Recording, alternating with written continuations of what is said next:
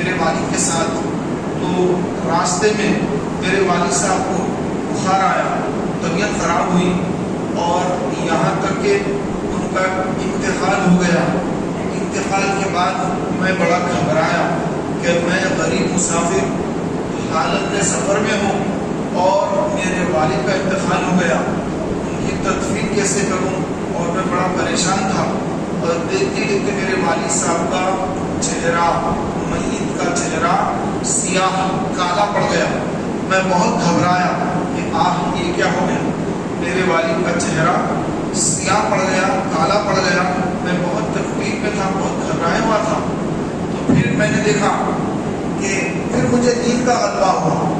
جب نیند کا غلبہ ہوا تو میں خواب میں چلا گیا۔ خواب کی حالت میں میں نے دیکھا کہ ایک بزرگ شخصیت آئی ہوئی ہے، اور وہ بزرگ شخصیت، انہوں نے جو چادر میں نے ڈالی تھی وہ چادر ہٹا کر انہوں نے اپنا ہاتھ مبارک میرے والد صاحب کے چہرے پر پھیرا۔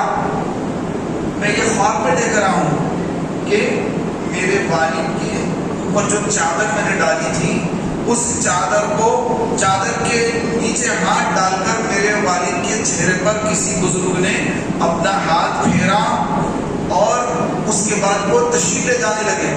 تو میں خواب میں ہی چادر کو ہٹا کر دیکھا تو میرے والد صاحب کا چہرہ جو سیاہ کالا پڑ گیا تھا، سیاہ ہو گیا تھا، کالا پڑ گیا تھا، وہ بزرگ نے جیسے ہاتھ پھیرا تو میرے والد صاحب کا چہرہ روشن ہو گیا، نور ہو گیا۔ میں بہت خوش ہو گیا اور ان بزرگ سے پوچھا کہ اے میرے محسن، آپ کون ہیں کہ جو حالت سفر میں میری قسم کرسی کے عالم میں آپ نے میرے والد صاحب کے چہرے کو سیاہی سے نکال کر روشنی کی طرف بدل کر نور سے منور کر دیا، آپ کون ہیں؟ تو پھر ان بزرگ نے جواب دیا کہ میں محمد رسول اللہ صلی اللہ علیہ وسلم ہوں۔ یہ شخص جو تیرا یہ والد ہے، یہ تیرا جو باپ ہے، یقیناً یہ بڑا گناہگار تھا، لیکن یہ مجھ پر کثرت سے درود پڑھتا تھا، تو اس کے درود پڑھنے کی وجہ سے آج میں اس کی مدد کو یہاں پر پہنچ گیا۔ سبحان اللہ۔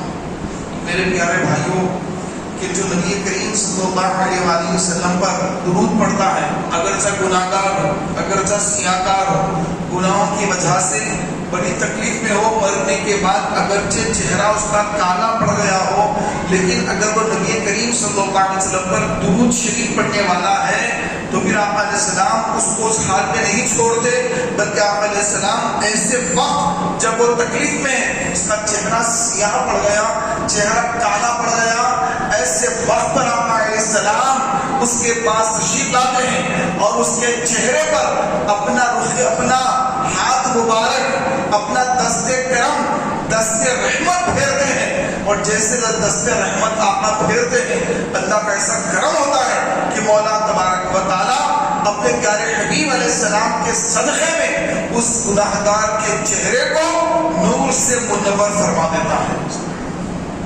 محترم بھائیوں، ہم بھی نبی کریم علیہ السلام پر درود و سلام پڑھتے رہیں، زیادہ سے زیادہ درود پڑھیں، کہ جتنا زیادہ درود پڑھیں گے انشاءاللہ عز و جل اس کی برکتیں دنیا میں، پھر موت کے وقت، قبر میں، محشر میں، پلسرات پر، اور آقا علیہ السلام کی جب شفاعت ہوگی اس وقت بھی ہمارا درود پاک پڑھنا ہمارے لیے بہت ہی زیادہ فائدہ مند ہوگا۔ اللہ مجھے آپ کو کثرت سے درود پڑھنے والا بنائے۔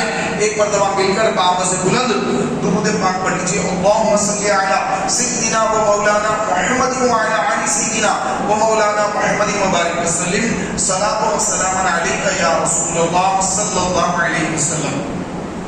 محترم بھائیوں، اللہ تبارک و تعالیٰ قرآن پاک میں ارشاد فرماتا ہے، قل ان کنتم تحبون اللہ فاتبعونی، کہ اے محبوب آپ فرما دیجیے کہ تم اگر اللہ سے محبت کرتے ہو میری اتباع کرو، فاتبعونی یحببکم اللہ، اللہ تمہیں اپنا محبوب بنا لے گا، ویغفر لکم ذنوبکم، اور تمہارے گناہوں کو معاف فرما دے گا۔ میرے پیارے بھائیوں، یہ آیت کا شان نزول یہ ہے کہ مکے کے لوگ وہ یہ کہتے تھے کہ ہم اللہ سے بڑی محبت کرتے ہیں، ہم اللہ سے بڑی محبت کرتے ہیں۔ آقا علیہ السلام کو کلمے کی دعوت دیتے ہیں، لا الہ الا اللہ وتفلحوا، لا الہ الا اللہ کہو اور کامیاب ہو جاؤ۔ تو وہ لوگ بعض لوگ کہنے لگ گئے ہم تو اللہ سے بہت محبت کرتے ہیں، ہم تو اللہ سے بڑی محبت کرتے ہیں۔ تو پھر اللہ تعالیٰ نے قرآن کی آیت نازل فرمائی، قل ان کنتم، محبوب فرما دیجئے، قل کے معنی ہے فرما دیجئے، کہ آپ فرما دیجئے ان کنتم، اگر تم لوگ مجھ سے محبت کرتے، اللہ سے محبت کرتے ہو، قل ان کنتم تحبون اللہ، اگر تم اللہ سے محبت کرتے ہو، فاتبعونی، بس میری اطاعت کرو، میری اتباع کرو۔ اگر تم اللہ سے محبت کرتے ہو تو پھر میری اتباع کرو۔ اللہ تعالیٰ قرآن میں اپنے پیارے حبیب کو یہ حکم فرما رہا ہے، اے حبیب آپ فرمائیے ان لوگوں سے اگر یہ لوگ اللہ سے محبت کرتے ہیں تو پھر آپ کی اتباع کریں، آپ کے طریقے کو اپنائیں، آپ کے طریقے پر عمل پیرا ہو جائیں، آپ کی الہی شریعت کو قبول کر لیں، آپ کی سنت پر عمل کر لیں، تو پھر اللہ کا کیا کرم ہوگا؟ یحببکم اللہ، پھر اللہ تمہیں اپنا محبوب بنا لے گا۔ ہمارے جو اولیاء کرام ہیں یہ اللہ کے محبوبین ہیں، اللہ نے اپنے محبوب بنا لیا، کیوں؟ کیونکہ ان بزرگوں نے اطاعت رسول کی، فاتبعونی پر عمل کیا، بس میری اطاعت کرو، حضور کی اطاعت کی، شریعت کی پابندی، شریعت کا جو حکم ہے اس پر عمل پیرا ہوئے، سنت پر عمل پیرا ہوئے، پھر اللہ نے ان کو اپنا محبوب بنا لیا۔ دنیا سے گزر گئے، صدیاں گزر گئی، چونکہ اللہ نے اپنا محبوب بنا لیا تو صدیاں گزرنے کے بعد بھی ان کے چرچے موجود ہیں، اس پہ قیامت تک بزرگوں کے چرچے موجود رہیں گے کہ جس نے حضور کی اتباع کی، اللہ کا وعدہ ہے کہ میں اس کو اپنا محبوب بنا لوں گا۔ اے حبیب جو تیری اتباع کرے گا وہ میرا محبوب ہوگا اور اس کے گناہوں کو بخش دوں گا، اس سے جو بھی گناہ سرزد ہو جائیں سارے گناہوں کو بخش دوں گا، کیونکہ وہ تیری اتباع کر رہا ہے۔ اگر شیطان اور نفس کی وجہ سے کبھی گناہ ہو بھی جائے تو پھر یحببکم اللہ ویغفر لکم ذنوبکم، تو پھر میں اس کے گناہوں کو معاف کر دوں گا، اس کی خطاؤں کو درگزر کر دوں گا، اس کی بخشش کر دوں گا، اس کو حبیب بنا لوں گا، محبوب بنا لوں گا، اپنا چہیتا بنا لوں گا۔ تو میرے پیارے بھائیوں، ہمارے آقا علیہ الصلوۃ والتسلیم کی اتباع میں کامیابی ہے۔ آقا علیہ السلام کی اتباع، ایک ہوتی ہے اتباع آقا کی شریعت پہ عمل کرنا، ایک ہوتا ہے آقا علیہ السلام سے محبت کرنا اور محبت میں آقا کی اتباع کرنا۔ منافقین، اس دور میں منافقین بھی تھے، سورہ منافقون موجود ہے، تو منافقین بھی نمازیں پڑھتے تھے، منافقین بھی داڑیاں رکھتے تھے، منافقین بھی صحابہ کے ساتھ ساتھ نمازیں پڑھ رہے ہیں، صحابہ کے ساتھ رہ رہے ہیں، لیکن دل میں عشق رسول، دل عشق رسول سے خالی ہے۔ تو فاتبعونی میں کون آئیں گے؟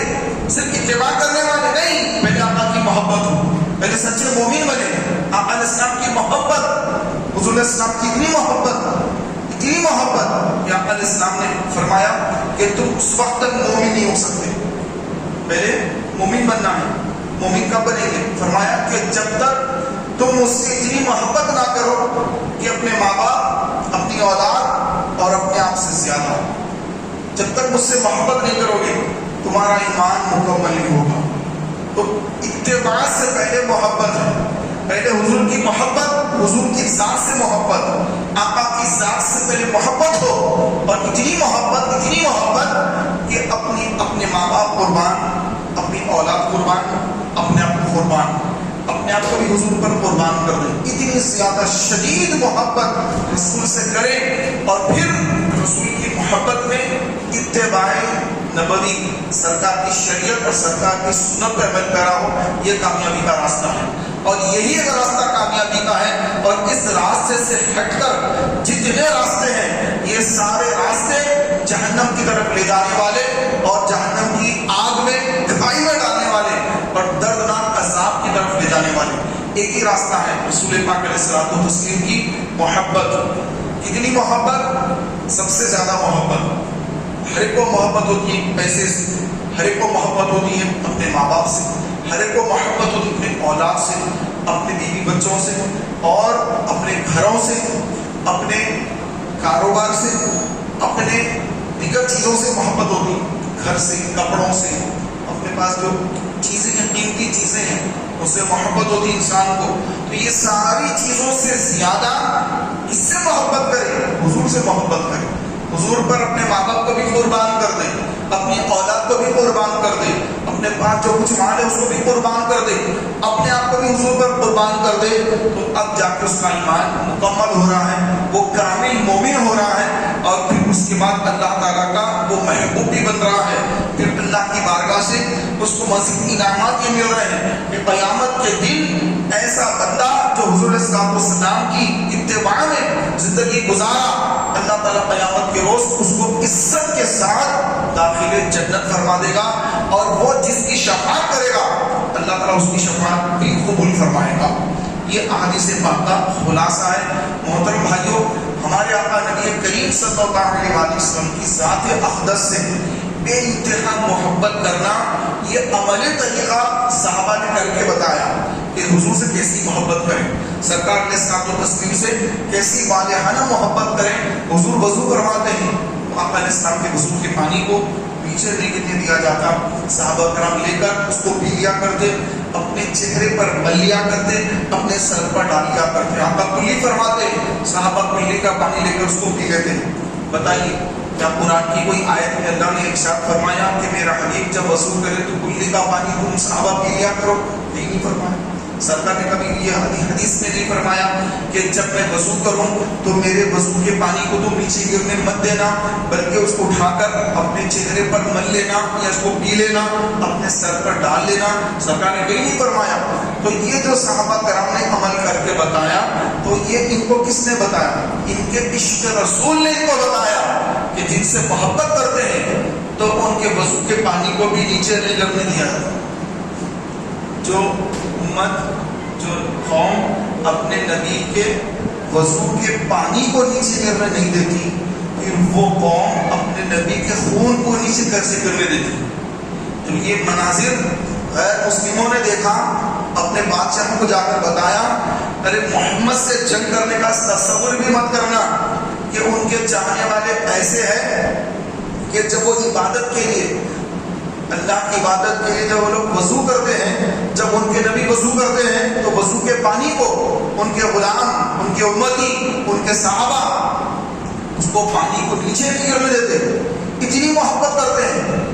کیا وہ اپنے نبی کے خون کو بہتا دیکھ سکتے ہیں؟ ہرگز نہیں۔ لہذا ان سے کبھی بھی جنگ مت کرنا۔ تو یہ صحابہ کا شکست دیکھ کر غیر مسلم کام جایا کرتے، گھبراتے کہ ان سے لڑنا مشکل ہے، کہ اتنے چاہنے والے ہیں، اپنے نبی سے اتنی محبت کرنے والے ہیں کہ یہ سب کچھ قربان کر دیں گے اور نبی کے خون کو یہ کبھی بہنے نہیں دیں گے۔ یہ نبی سے اتنی محبت کرتے ہیں، نبی کے دین سے اتنی محبت کرتے ہیں، اور حقیقت میں صحابہ کرام علیہ الرضوان نے اس کو کر کے بتایا۔ آقا علیہ الصلوۃ والتسلیم کی اتنی محبت صحابہ کے اندر موجود کہ جب رسول پاک علیہ السلام خطبہ ارشاد فرماتے، اس صحابہ کرام علیہ الرضوان آقا کے ادب میں، احترام میں، محبت میں ایسا بیٹھتے کہ اگر پرندہ آ کر ان کے سروں پر بیٹھ جائے تو انہیں خبر نہ ہو، اس طرح وہ ساکت بیٹھتے، ہلتے ہیں بالکل ادب احترام کے ساتھ۔ تو یہ ادب احترام کب آتا ہے؟ انسان کو جب محبت ہوتی ہے۔ محبت پہلا قدم ہے، پہلا اسٹیپ محبت ہے، سیکنڈ اسٹیپ ہے ادب۔ پہلے محبت ہوتی ہے، پھر اس کے بعد ادب آتا ہے کہ میں جتنی محبت کرتا ہوں، ادباً، تعظیماً، وہ تقریباً وہ جو ہے آداب کی جو منازل ہے اس کو طے کرتا ہے۔ پہلے محبت، تو سب سے پہلے ایمان کا تقاضا بھی یہی ہے کہ حضور سے محبت کرے۔ اگر حضور کی ذات سے محبت نہیں ہے اور کلمہ پڑھ رہا ہے، عبادتیں کر رہا ہے، اس کی ساری عبادتیں رائے گا ہے، اس کی عبادتیں بیکار ہیں، اس کی نمازوں کو کچھ صلہ نہیں ملے گا، کیونکہ اس کے دل میں حضور کی محبت ہی نہیں ہے، سرکار سے محبت ہی نہیں ہے۔ تو حضور علیہ الصلوۃ والتسلیم سے محبت یہ عین ایمان کی کسوٹی ہے، ایمان کا تقاضا ہے کہ جتنی زیادہ محبت حضور سے کریں گے اتنا زیادہ اس کا ایمان قوی ہے، مضبوط ہے، اتنا پکا وہ مومن ہے۔ اور جتنا حضور علیہ الصلوۃ والتسلیم سے اس کو بغض ہے، دشمنی ہے، عداوت ہے، دل میں ادب نہیں ہے، احترام نہیں ہے، اس کے دل میں نہ ایمان ہے، نہ اس کے دل میں کوئی اسلام ہے، اس کے دل میں منافقت ہے، اس کے زبان پہ کلمہ ہے دل میں نفاق ہے، دل میں کفر بھرا ہوا ہے۔ تو جب دل میں محبت ہو تو الفاظ اچھے نکلتے اس شخص کے جس سے محبت کرتے ہیں۔ منافقین نے کیا کیا؟ بیٹھے سارے منافقین حضور علیہ السلام واز بیان فرما رہے ہیں، تو پھر جب سرکار نے بیان ختم فرمایا تو لوگ محفل ختم ہو گئی، لوگ اٹھ کے جانے لگے۔ جانے کے بعد کچھ لوگ باہر نکل کر صحابہ ہیں، صحابہ کے ساتھ منافقین بھی بیٹھتے ہیں، منافقوں نے باہر نکل کر آپس میں چھینوں گویاں شروع کر دی کہ دیکھو ہم ادھر بیٹھے واز سنا، بیان سنا، لیکن جو محمد ہے یہ تو جو ہے بڑا دعویٰ کرتے کہ ان کے پاس علم غیب ہے، علم غیب ہے، لیکن ہم ان کے پاس بیٹھتے ہیں، ان کی محفل میں بیٹھتے ہیں، لیکن ہم مانتے ہیں ان کو علم غیب ہے، لیکن ان کو اس کی خبر ہی نہیں ہے۔ اگر خبر ہوتی تو وہ بتا دیتے کہ یہ سب منافق ہے، لیکن ان کو خبر ہی نہیں، اس کا مطلب یہ کہ ان کو علم غیب نہیں ہے۔ تو یہ باتیں آپس میں منافقین کر رہے ہیں۔ صحابہ یہ گفتگو سن لی اور سن کر سرکار کی بارگاہ میں حاضر ہو کر عرض کیا، یا رسول اللہ صلی اللہ علیہ وسلم، ہمارے ماں باپ آپ پر قربان، ابھی جو آپ نے واعظ و نصیحت فرمائی، ہم باہر نکلے تو کچھ لوگ آپس میں گفتگو کر رہے تھے اور اس طرح کی باتیں کر رہے تھے۔ تو پھر آقا علیہ السلام نے وحی کا انتظار فرمایا اور ان میں وحی نازل ہو گئی۔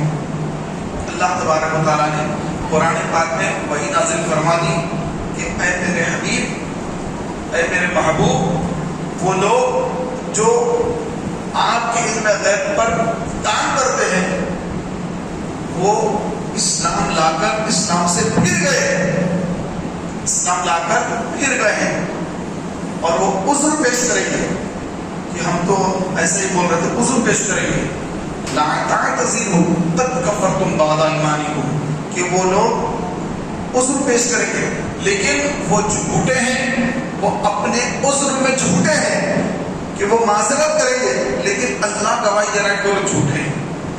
یہ آیت نازل ہو گئی۔ سرکار صلی اللہ علیہ وسلم نے ان منافقوں کو بلا کر کہا کہ اے فلان، اے فلان، کیا تم لوگوں نے ایسی باتیں کہی؟ تو کہا ان منافقوں نے، ہاں ہاں ہم نے کہا ہے، لیکن ہم مذاق کر رہے تھے، ہم لوگ مذاق کر رہے تھے، مذاق میں بول رہے تھے۔ تو کس کا مذاق؟ مذاق میں کیا بول رہے ہیں؟ مذاق کس کا ہو رہا ہے؟ مذاق میں کیا بولا جا رہا ہے؟ تو آقا علیہ السلام نے فرمایا کہ اللہ نے مجھ پر وحی نازل فرمائی اور اللہ تعالیٰ فرما رہا ہے قد کفرتم بعد ایمانکم، کہ تم کافر ہو گئے اسلام لانے کے بعد۔ لا تعتذروا قد کفرتم بعد ایمانکم، اب تم عذر پیش مت کرو، معذرت خواہی مت کرو کہ معذرت چاہتے ہیں، مذاق کر رہے تھے، یہ عذر مت پیش کرو۔ یہ اللہ فرما رہا ہے کہ تم جو عذر پیش کر تو مذاق کر رہے تھے، یہ مذاق نہیں ہے، بلکہ یہ کفر ہے کہ تم میرے حبیب کی باتوں کا مذاق بناؤ، یہ کفر ہے، اور تمہارا معذرت پیش کرنا یہ اللہ کے حضور قبول نہیں ہے، تم کافر ہو گئے اسلام لانے کے بعد۔ تو میرے پیارے بھائیوں، کہ جو لوگ اتباع کرتے ہیں صرف، لیکن عشق رسول نہیں کرتے، سرکار کی محبت دل میں نہیں ہے، مذاق بھی کر رہے ہیں، اتباع بھی کر رہے ہیں، مذاق بھی کرتے ہیں حضور کے بارے میں، نماز بھی پڑھتے ہیں، مذاق بھی کرتے ہیں، پھر یہاں پر واعظ و نصیحت کی محفل میں بیٹھتے بھی ہیں، یعنی جلسے میں، اجتماع میں بیٹھتے ہیں، لیکن دل میں کیا ہے؟ نفاق ہے۔ جن کی باتیں سن رہے ہیں، جس نبی کا کلمہ پڑھے ہیں، جس نبی کے دین کو اپنایا ہے، جس نبی نے جو دین لا کر دیا ہے، اس دین کو کلمہ پڑھنے کا دعویٰ تو ہے، لیکن اس نبی سے محبت ہی نہیں ہے۔ پھر اللہ تعالیٰ نے ان کے بارے میں فتویٰ دیا کہ یہ لوگ کافر ہو گئے اسلام لانے کے بعد۔ یہ کوئی دارالعلوم کا فتویٰ نہیں ہے، کوئی مدرسے کا فتویٰ نہیں ہے، کسی مفتی اعظم کا فتویٰ نہیں ہے، کسی مفتی کا فتویٰ نہیں ہے، یہ قرآن کا فتویٰ ہے کہ جو لوگ اللہ، اس کے رسول اور اس کی آیتوں کے ساتھ مذاق کرتے ہیں، تو اللہ تعالیٰ فرما رہا ہے کہ وہ کافر ہو گئے اسلام لانے کے بعد۔ تو تو یاد رکھیے کسی قرآن کی آیت کا مذاق اڑانا کفر ہے، کسی شریعت کی بات کا مذاق اڑانا کفر ہے، حضور علیہ السلام کی کسی سنت کا مذاق اڑانا کفر ہے۔ یہ کسی مدرسے میں جا کر فتویٰ لینے کی ضرورت نہیں ہے، یہ قیامت تک کے لیے رب تعالیٰ نے قرآن کے اندر اس کا حکم دے دیا ہے کہ میرے محبوب کی بارگاہ میں اگر بدتمیزی کی بات کرو گے اور بعد میں عذر پیش کرو گے تو لا تعتذروا قد کفرتم بعد ایمانکم، کہ تمہارا کوئی عذر قبول نہیں ہوگا کہ تم بے شک کافر ہو گئے، قد کفرتم، بے شک تم نے کفر کیا ایمان لانے کے بعد۔ تو یہ حضور صلی اللہ علیہ وسلم کی بارگاہ کا ادب ہے، احترام ہے۔ اگر ادب احترام نہیں ہے تو کچھ بھی نہیں۔ کچھ لوگ آئے حضور کی بارگاہ، دوپہر کا وقت ہے، اسلام قبول کرنے کے لیے، سورہ حجرات میں اس کا ذکر ہے، سورہ الحجرات، اس کے اندر ذکر اللہ نے فرمایا کہ لوگ آئے چاہتے حضور کی بارگاہ میں حضرت کو اسلام قبول کر لیں۔ تو دیہات کے لوگ تھے جن کو بدو کہا جاتا ہے، یہاں پر دیہاتی کہتے ہیں، عرب میں بدو کہا جاتا ہے۔ کچھ بدو آئے اور آ کر سرکار کے کاشان اقدس، سرکار کے حجرے مبارکہ کے باہر ٹھہر کر سرکار کو پکارنے لگے، یا محمد یا محمد، جیسے لوگ گھروں پر آ کر اپنے دوست کو پکارتے ہیں یا کسی اپنے بھائی کو کے گھر کے باہر ٹھہر کر پکارتے ہیں۔ آج کل تو لوگ فون پہ بات کر لیتے ہیں یا نہیں، فون پہ بات کر کے جاتے ہیں۔ پہلے ہمارے بچپن میں گھروں پہ آ کے بچے پکارتے تھے تو پھر وہ صاحب گھر سے نکل کے باہر جاتے تھے۔ اس زمانے میں یہ طریقہ تھا۔ تو حضور کی بارگاہ میں آ کر وہ لوگوں نے پکارا، آواز لگائی، پکار کر حضور کو بلانا چاہا باہر۔ تو وہ کون سا وقت تھا؟ ظہر کی نماز کے بعد کا وقت تھا، اور ظہر کی نماز کے بعد کچھ دیر قیلولہ کرنا، آرام کرنا، یہ رسول کی سنت ہے۔ آپ نے ظہر کی نماز پڑھ لی، ظہر کی نماز پڑھنے کے بعد 1-8 گھنٹہ آرام کرنا، سو جانا، اس کو کہتے ہیں قیلولہ۔ بولی کیا کہتے ہیں؟ قیلولہ۔ یہ قیلولہ کرنا یہ سنت ہے، کیونکہ رات میں جو عبادت کرنا ہوتا ہے تو اس میں قیلولے کی برکت سے آسانی ہو جاتی ہے۔ کہ تہجد پڑھ رہے ہیں، 4 بجے رات پڑھ جاتے ہیں، تہجد پڑھنا ہے، تو آدمی دن میں قیلولہ کر لے، ظہر کی نماز کے بعد تھوڑا آرام کر لے تاکہ تہجد میں اٹھنا اس کے لیے آسان ہو جائے۔ تو یہ قیلولہ کرنا آقا علیہ السلام کی سنت مبارکہ ہے، اور آقا علیہ السلام قیلولہ فرما رہے ہیں، اور لوگ آئے اور آ کر گھر کے باہر حضور کے کاشان اقدس کے باہر ٹھہر کر حضور کو آواز دے رہے ہیں۔ تو اللہ تبارک و تعالیٰ نے وہاں پر وحی فرمائی کہ اے حبیب، جو آپ کو حجروں کے باہر سے پکارتے ہیں اکثر اس میں سے جاہل ہے۔ اللہ نے ان کو فرمایا کہ جاہل ہے، ان کو ادب نہیں آتا، کہ وہ انتظار کرتے کہ اے حبیب یہاں تک کہ آپ خود اپنے سے ان کے پاس تشریف لے جاتے۔ ایسا نہیں کہ آپ اسلام قبول کر رہے ہیں تو بہت بڑا احسان کر رہے ہیں۔ سرکار آرام فرماتے تو سرکار کو اٹھا کر آپ آواز دے کر اس طرح بلاتے جیسے عام آدمی کو آواز دے کے بلاتے ہیں۔ اللہ تعالیٰ کو یہ ادب، یہ ان کا طریقہ پسند نہیں آیا۔ رب تعالیٰ نے کیا فرمایا؟ وہ جاہل ہیں، ان کے اندر جہالت ہے، ان کے پاس ادب نہیں ہے، احترام نہیں ہے، لیکن ان کے دل میں ایمان تو ہے لیکن ان کو معلومات نہیں ہے، جاہل ہیں، نرے جاہل ہیں۔ ان کو چاہیے تھا کہ وہ ادب کرتے کہ یہاں تک اے حبیب آپ خود ان کے پاس تشریف لے جاتے۔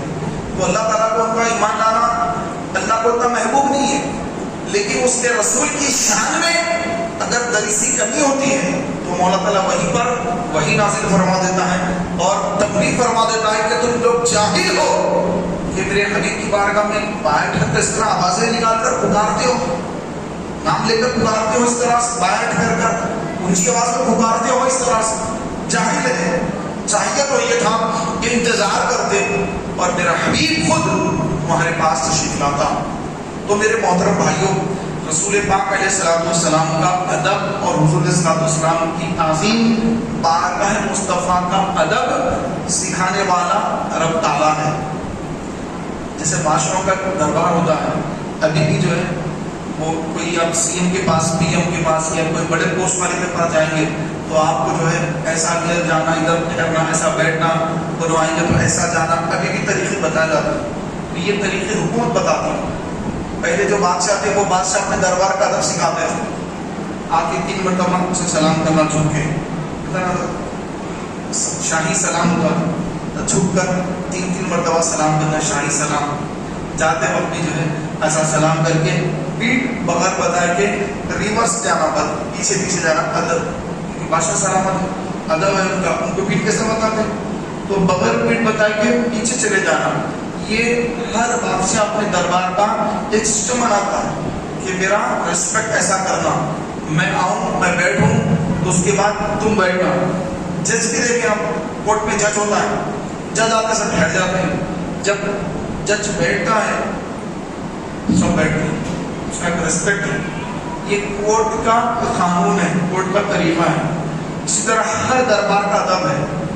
بادشاہ خود بنا لیتا ہے، ایسا کرو، یوں کرو، یوں کرو۔ سرکار نے اپنی بارگاہ کا کوئی ادب کسی کو نہیں بتایا کہ میری بارگاہ میں آؤ تو یوں کرو، بلکہ رب تعالیٰ نے بتایا کہ لوگوں میرے محبوب کی بارگاہ میں آؤ تو ادب سے میرے محبوب کی بارگاہ میں آؤ، اونچی آواز مت کرنا۔ اگر اونچی آواز میں بات کرو گے تو ہماری حقارت ہو جائے گی۔ یا ایھا الذین آمنوا لا ترفعوا اصواتکم فوق صوت النبی، اے ایمان والو اپنی آواز کو نبی کی آواز پر بلند نہ کرو کہ تمہارے اعمال حقارت ہو جائیں، تمہیں خبر بھی نہ ہو۔ یہ اللہ کا ادب سکھانے کا طریقہ ہے، قرآن نے اللہ تعالیٰ فرما رہا ہے۔ اور یہ آیت مبارکہ آج بھی روضہ رسول پر سنہری جالیوں کے اوپر آج بھی یہ آیت کریمہ لکھی ہوئی ہے۔ اب جب آپ حضور کے روضے پر جائیں گے صلی اللہ علیہ وسلم، آپ دیکھیں گے کہ وہاں پر جو یہ آیت کریمہ لکھی ہے۔ جو مدینے گئے ماشاءاللہ دیکھے ہوں کہ رسول پاک علیہ السلام کے جو سنہری جالیاں ہیں، مباد جہاں شریف ہے، اس کے عین اوپر یہ قرآن کی آیت لکھی ہوئی ہے کہ اے ایمان والو نبی کی آواز پر اپنی آواز بلند نہ کرو۔ یہ آیت کیوں نازل ہوئی؟ حضور کی محفل ہے، سرکار کی محفل میں صحابہ آئے ہوئے ہیں اور صحابہ حضور سے مسائل پوچھ رہے ہیں۔ تو ہوتا ہے بعض وقت ایسا ہوتا ہے کہ کچھ لوگ جو حضور سے بات کر رہے ہیں تو کچھ لوگ آپس میں بھی گفتگو شروع کر دیتے ہیں، کہاں سے کیسے خیریت فلاں فلاں، وہ ان سے بات کر رہے ہیں، وہ ان سے بات کر رہے ہیں، وہ ان سے بات کر رہے ہیں۔ اور حضور کی بارگاہ میں کچھ لوگ اس طرح ادب کے ساتھ سرکار کی بارگاہ میں حاضر ہیں، آپس میں لوگ بھی گفتگو کر رہے ہیں۔ تو یہ منظر اللہ کو پسند نہیں آیا کہ میرا محبوب بیٹھا ہوا ہے اور یہ لوگ آپس میں ایسی گفتگو کر رہے ہیں کہ ان کی گفتگو میرے حبیب کی آواز سے اونچی ہو رہی ہے۔ اب تب نے فوراً آیت نازل فرما دی، اے ایمان والو اپنی آواز نبی کی آواز سے بلند نہ کرو۔ یا ایھا الذین آمنوا لا ترفعوا اصواتکم فوق صوت النبی، اے ایمان والو اپنی آواز نبی کی آواز سے بلند نہ کرو، اپنی آواز بلند مت کرو۔ نبی کی بارگاہ میں ہو، حضور میرے حبیب کی بارگاہ میں ہو، اپنی آواز پست رکھو، آواز کم رکھو اپنی۔ یہ اللہ سکھا رہا ہے ادب۔ اگر آواز تمہاری بلند ہوئی، آواز میرے نبی کی آواز سے بلند ہوئی تو سارے اعمال برباد کر دوں گا۔ حج کر کے آئے حج ختم، عمرہ کر کے آئے عمرہ ختم، نمازیں پڑھ کے آئے، روزے رکھ کے آئے، صدقہ دے کر آئے، نیکیاں کر کے آئے، بہت نیکیاں کر کے آئے، لیکن میرے حبیب کی بارگاہ میں آ کر اگر آواز ذلیل بلند کی، ان تحبط اعمالکم وانتم لا تشعرون، کہ سارے اعمال غارت ہو جائیں گے، تمہیں خبر بھی نہیں ہوگی، تمہیں پتہ بھی نہیں چلے گا کہ تمہارے اعمال برباد ہو گئے۔ یہ اللہ تعالیٰ کا قرآن کے اندر وعدہ ہے کہ میرے حبیب کی بارگاہ میں بلند آواز سے بات مت کرنا۔ حضور اسلام کا ادب، حضور کی بارگاہ کا ادب سکھانے والا رب العالمین ہے۔ تو اندازہ لگائیے سرکار علیہ السلام کا کتنا ادب ہے، کتنا ریسپیکٹ ہے، کتنی تعظیم حضور کی کرنے کا ہم کو حکم دیا گیا۔ آج لوگ مدینے جا رہے ہیں، دل جو ہے دکھتا ہے کہ مدینے جا کر کوئی ادب نہیں، احترام نہیں، اور بابا جہاں شریف کے سامنے کیمرہ لے کر، موبائل لے کر، حضور کی بارگاہ میں ٹھہر کر بابا جہاں شریف کے سامنے سیلفی لے رہے ہیں، حضور کو پیٹھ بتا کر سیلفی لے رہے ہیں۔ ارے وہ تو وہ بارگاہ ہے یزید بستامی، جنید بغدادی، ایسے بڑے بڑے اولیاء اللہ اپنی سانسوں کا شور نہ ہو جائے تو سانس آہستہ لیا کرتے اس بارگاہ میں. میری سانسوں کا جو شور ہے یہ حضور کی بارگاہ کی تعظیم کے خلاف نہ ہو جائے. یہ سانس کی آواز بلند نہ ہو کہ میری سانسیں، ان کا شور یہ آداب مصطفی میں یہ کمی کا باعث نہ بن جائے اور کہیں میرے اعمال اکارت نہ ہو جائے. تو وہ سانس بھی لیتے تو دل تھام کے سانس لیتے کہ سانس کی آواز پیدا نہ ہو کہ حضور کی بارگاہ میں جا رہا ہوں. تو اس قدر ادب اولیاء اللہ اور بزرگان دین فرماتے حضور کی بارگاہ کا ادب. اور صحابہ کرام جب بیٹھتے تو ان کے اوپر پرندے آ کر بیٹھ جاتے. اتنا جو ہے وہ بس بیٹھے ویسے بیٹھے، ہلتے نہیں. اتنی تعظیم صحابہ نے حضور کی دربار کی. اور آج کا مسلمان جا رہا ہے پکنک کے طور پر جا رہا ہے. ایک پکنک اپنے آپ کو مذہبی بتانے، اپنے آپ کو نیک بتانے، اپنے آپ کو بہت اچھا بتانے. اور دیکھو میں مدینہ چلا گیا، لوگ اس کو دعاؤں کے لیے کہیں، دیکھو سب مجھ کو دعاؤں کے لیے کہہ رہے ہیں، میں بہت بڑی بارگاہ میں آ گیا ہوں، اب ساری دنیا دیکھ لے، دیکھو میں حضور کے باوچہ کے سامنے ٹھہرا ہوں. اے نادان، کس بارگاہ میں گیا ہے؟ کون سی بارگاہ ہے؟ یہ مووی لینے کی کا مقام نہیں ہے. یہ وہ بارگاہ ہے جہاں پر 70,000 فرشتے صبح آتے ہیں اور درود پڑھتے ہیں، سلام پیش کرتے ہیں اور پھر چلے جاتے ہیں. شام میں پھر دوسرے فرشتے آتے ہیں، 70,000 فرشتے، پھر درود و سلام پڑھتے ہیں، چلے جاتے ہیں. ایک بار جو حضور کی بارگاہ میں آ جاتے پھر قیامت تک ان کا نمبر نہیں آتا. اتنے فرشتے قطار میں لائن میں ٹھہرے ہوتے ہیں وہاں. یہ حضور کی بارگاہ میں پہنچنے کے لیے یہ فرشتے، قدسی فرشتے، ملائکہ، یہ صرف ان کو زندگی میں قیامت تک ایک ہی مرتبہ ان کو بارگاہ مصطفی کی حاضری نصیب ہے. اور ہم گناہگاروں کو اللہ تبارک و تعالیٰ بار بار حاضری عطا فرما دیتا ہے، بار بار حاضری عطا ہو جاتی ہے. تو ادب احترام آج ہمارے پاس سے ختم ہوتا جا رہا ہے، کم نہیں ختم ہوتا جا رہا ہے. ہاتھ میں چپل ہے اور موبائل ہے، گفتگو کرتے آ رہے ہیں، کوئی ان کو سمجھ ہی نہیں آ رہی کہ کس بارگاہ میں جا رہے ہیں، حضور کی بارگاہ میں جا رہے ہیں. حضور علیہ السلام والسلام قبر انور میں استراحت فرما ہے. استراحت فرما کا مطلب ہے حضور آرام فرما ہے. سرکار آرام فرما ہے قبر انور کے اندر اور اپنے آنے والے زائرین کے کیفیات سے واقف ہے. ہر دل کے قطرے سے حضور واقف ہے کہ میرا یہ کون سا امتی آ رہا ہے اور کیا دل میں تمنا لے کر آ رہا ہے، کیا دعا لے کر آ رہا ہے اور کیا میری بارگاہ سے چاہتا ہے، میری بارگاہ سے اس کو کیا چاہیے. سرکار جانتے ہیں. ایک واقعہ بھی اس کا ملتا ہے. ایک غریب صاحب حضور کی بارگاہ میں آئے، بے انتہا غریب صاحب، پیسہ کچھ نہیں ان کے پاس، اور ان کے والدین کا بھی انتقال ہو گیا. ان کو بڑا صدمہ تھا، ایک تو پیسہ نہیں، والدین بھی گزر گئے، اب میں کیا کروں.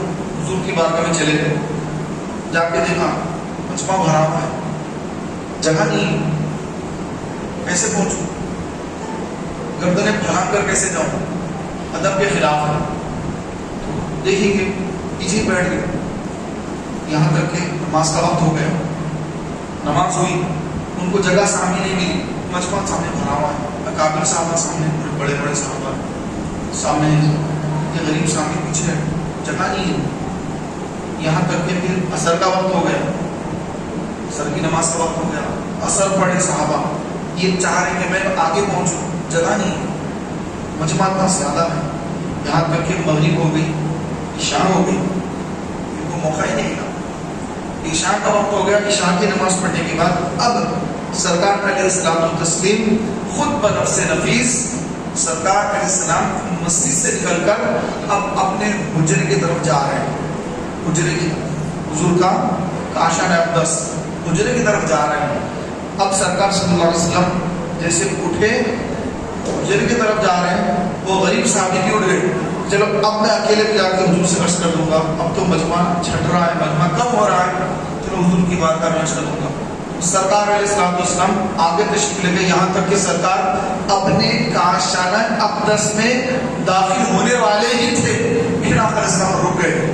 رک کر آقا علیہ السلام اپنا رخ انور پھیرا اور پھر کر وہ صحابی سے مخاطب ہوئے جو غریب تھے، صبح سے انتظار میں تھے، نماز کا وقت آیا، نمازیں ہوئی لیکن یہ ملاقات نہیں کر سکے اور اپنی بات، اپنی تکلیف حضور کی بارگاہ میں پیش نہیں کر سکے، عرض نہیں کر سکے۔ اب سرکار خود پلٹ کر اپنا رخ انور پھیر کر وہ صحابی سے فرماتے ہیں کہ اے فلان، جا اللہ تعالیٰ تیرے ماں باپ کی مغفرت کرے اور اللہ تیری غربت کو دور کر دے۔ ان کے دل میں یہی تھا کہ میں حضور کی بارگاہ میں جاؤں تو غربت اور میری تنگدستی دور ہو جائے، اس کے لیے دعا کراؤں، دوسرا میرے ماں باپ کی مغفرت کی دعا کروں۔ تو یہ دو تمنائیں ان کے دل میں تھی اور اللہ کے رسول صلی اللہ علیہ وآلہ وسلم ان کی اس دل کی کیفیات کو جانتے تھے کہ یہ میرا غلام، یہ میرا صحابی، یہ میری بارگاہ میں اس لیے آیا ہے کہ اس کی مغفرت، والدین کی مغفرت ہو جائے، اس کی غربت تنگدستی دور ہو جائے۔ اس سے پہلے کہ وہ صحابی عرض کرتے، خود آقا علیہ السلام نے فرمایا کہ جا، اللہ تیرے ماں باپ کی مغفرت کرے اور تیری تنگدستی اللہ دور کرے۔ سبحان اللہ۔ تو آپ اندازہ لگائیں یہ پیارے بھائی، حضور صلی اللہ علیہ وسلم کی دربار، حضور کی بارگاہ، کہ آقا کی وہ بارگاہ ہے کہ آقا نے فرمایا کہ جس نے میری بارگاہ میں حاضری دی میری وفات کے بعد، میرے دنیا سے پردہ کرنے کے بعد، تو گویا ایسا ہے جیسے اس نے میری حیات میں میری بارگاہ میں حاضری دی۔ انسان کے بعد بھی اگر کوئی حاضر ہو رہا ہے، جیسے آج مسلمان مدینے جا رہے ہیں، سرکار کی بارگاہ میں سلام پیش کر رہے ہیں، آقا فرماتے ہیں کہ میری وفات کے بعد، میرے دنیا سے پردہ کرنے کے بعد بھی میری بارگاہ میں آنا ایسا ہی ہے جیسے میری حیات میں آنا ہے۔ حضور کی بارگاہ میں صحابہ کرام آتے، اپنے مسائل لے کر آتے، اپنی مشکلیں لے کر آتے، دعائیں کرانے آتے۔ تو ابھی بھی اگر کوئی بندہ اپنی پریشانیاں دور کرنے، دعائیں کرانے حضور کی بارگاہ میں جاتا ہے، تو پھر آقا علیہ السلام اپنے کرم سے اور اپنی عطا سے اس کو نوازتے ہیں اور اس کی مشکلیں آسان فرما دیتے ہیں، چاہے وہ تنگدست ہو، بے روزگار ہو، بے اولاد ہو، یا اس کی جو مشکل ہے، جو بیماری ہے، جو اس کی تکلیف ہے، یا وہ اپنے والدین کی مغفرت کرانا چاہتا ہے، تو پھر آقا علیہ الصلوۃ والتسلیم کی بارگاہ سے وہ مایوس نہیں لوٹتا۔ امام احمد رضا فرماتے ہیں، واہ کیا جود و کرم ہے شہ بطحا تیرا، نہیں سنتا ہی نہیں مانگنے والا تیرا۔ اور یہ قرآن کی آیت بھی ہے، وَلَا سَوْفَ يُعْطِيكَ رَبُّكَ فَتَرْضَىٰ۔ پھر اللہ نے یہ بھی فرمایا، وَأَمَّا السَّائِلَ فَلَا تَنْهَرْ، اور اے حبیب مانگتے کو، وَأَمَّا السَّائِلَ، کہ آپ کی بارگاہ کا جو سائل ہے، سوال کرتا ہے، آپ کی بارگاہ میں حاضر ہو کر مانگتا ہے، وَأَمَّا السَّائِلَ فَلَا تَنْهَرْ، کہ آپ کی بارگاہ کے جو مانگتا ہے، آپ کی بارگاہ میں جو مانگتا ہے، آپ سے سوال کرتا ہے، اس کو منع مت کیجیے، فَلَا تَنْهَرْ، مت منع کیجیے اس کو کہ میں نہیں دوں گا یا نہیں ملے گا، مت کہیے، بلکہ ہم نے آپ کو جو خزانے عطا فرمائے ہیں عطا فرمائیے اس میں سے۔ دینے والے، عطا کرنے والے ہم ہیں، تقسیم کرنے والے اے محبوب آپ ہیں، آپ جس کو چاہے جتنا چاہے تقسیم کریں۔ اور اسی لیے حضور تاج الشریعہ نے ایک شعر لکھا، نبی مختار کل ہے جس کو جو چاہے عطا کر دے۔ نبی مختار کل ہے، نبی کیا ہے؟ مختار کل ہے، ہر چیز کے نبی مختار ہے۔ نبی مختار کل ہے، جس کو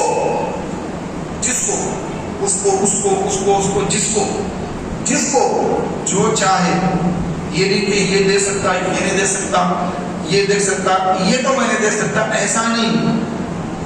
نبی مختار کل ہے، کل میں سب آ گئے، جس کو جو چاہے عطا کر دے۔ حضور کی بارگاہ، یہ حضور کی بارگاہ سے ہر ایک کو جو وہ چاہتا ہے حضور اس کو عطا فرما دیتے ہیں۔ یہ نہیں کہ نہیں میں نہیں دے سکتا، نہیں کر سکتا، یہ حضور کی بارگاہ کا معاملہ یہ نہیں ہے۔ بلکہ قیامت کے دن بھی یہی ہونے والا ہے.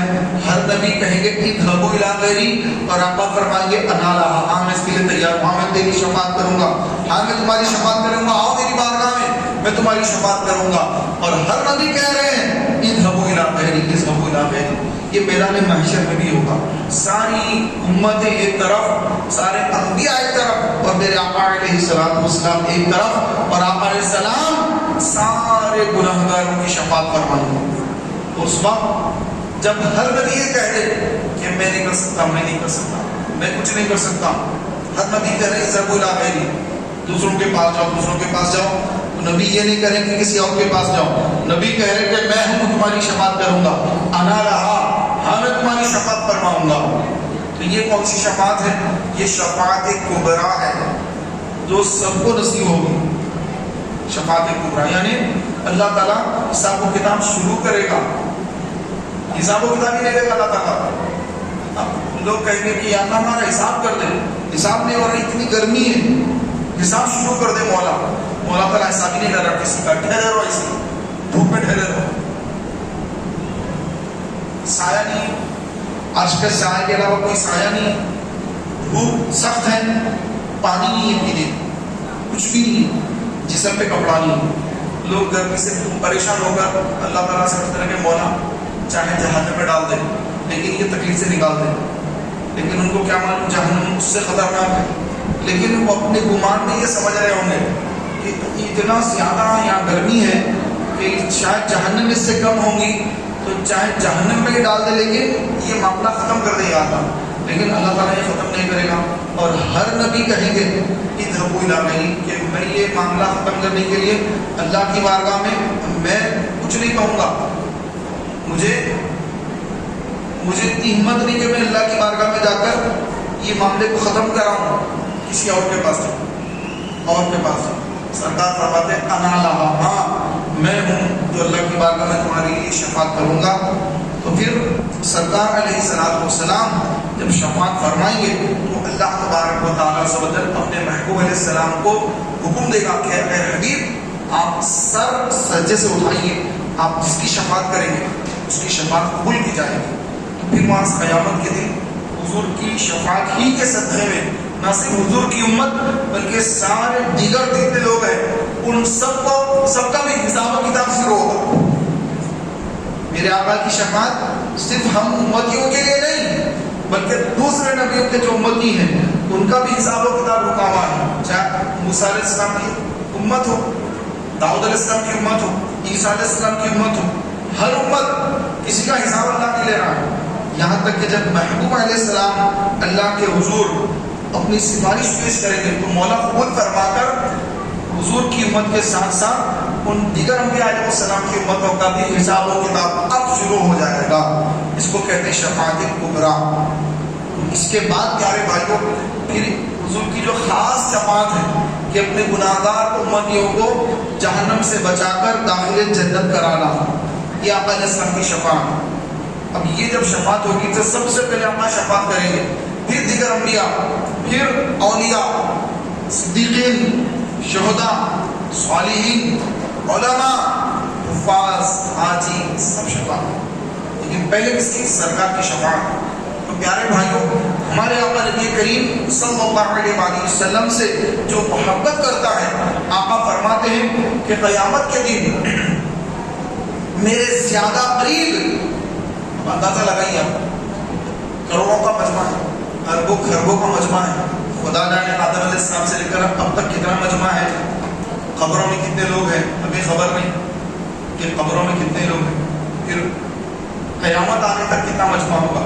اتنے بھرے مجمع میں حضور علیہ السلام کے قریب ہونا کتنی بڑی سعادت مندی.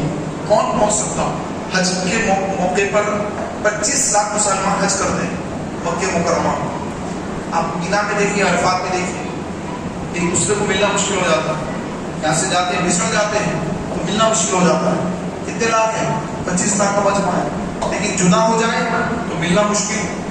لیکن میدان حشر میں، حشر کے میدان میں آدم علیہ السلام سے لے کر اب سے لے کے قیامت تک آنے والے سارے لوگ موجود ہیں. اس میں حضور کی ایک ذات کے قریب جانا ہے تو اس پر طریقہ ایسا نہیں کہ وہاں ڈھونڈتے ڈھونڈتے رہے، ادھر جائیں، کیسے جائیں گے؟ پیر میں چپل نہیں ہے، جسم پہ کپڑا نہیں ہے، سورج سوا میل پر ہے، پانی کا خطرہ نہیں ہے، گرمی ہے، زمین تانبے کی ہے، پیر میں چپل نہیں ہے، آدمی کہاں جائے؟ اندازہ لے میدان محشر کا۔ آقا فرماتے ہیں کہ میرے قریب ترین میرا وہ امتی ہوگا جو دنیا میں مجھ پر کثرت سے درود پڑھتا ہوگا۔ جتنا زیادہ درود پڑے گا اتنا زیادہ قریب ہوگا۔ آج ہمارے پاس درود پڑھنے کے لیے وقت نہیں، موبائل کے لیے وقت ہے، قیامت کی ان کی تیاری کرنے کے لیے درود پڑھ کر حضور کے قریب ہو جاؤں گا، ہمارا ذہن ہی نہیں ہے۔ ہمارا ذہن اتنا ہی ہے کہ بس ایسا فیمس ہو جاؤں، دنیا مجھے جانے پہچانے اور میں مقبول ہو جاؤں، فیمس ہو جاؤں، میرے پاس پیسہ ہو اور میری بڑی شہرت ہو، ہم اس کے پیچھے لگے ہیں۔ لیکن پیارے بھائیوں، ہمارے آقا علیہ السلام و تسلیم کی محبت دل میں رکھ کر پھر حضور کی ذات پر درود پڑھنا اور حضور کی شریعت پر عمل کرنا، حضور کی سنت پہ عمل کرنا، یہ جو راستہ ہے یہ قیامت کے دن سرکار صلی اللہ علیہ وسلم کے بالکل قریب پہنچا دے گا۔ جتنا زیادہ درود پڑھنے والا ہے اتنا زیادہ حضور کے قریب پہنچنا ہے۔ آقا فرماتے کہ قیامت کے دن میرے حوض پر ایسے لوگ آئیں گے جن کو میں پہچان لوں گا، یہ میرا فلاں امتی ہے، یہ مجھ پر روزانہ اتنی مرتبہ درود پڑھتا تھا، یہ میرا فلاں امتی یہ کتنا درود پڑھتا تھا، یہ فلاں امتی یہ کتنا درود پڑھتا تھا۔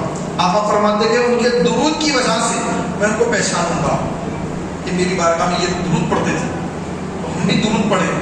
آج ہمارا درود شریف پڑھنا کل قیامت کے روز حضور کے قریب بھی کرے گا۔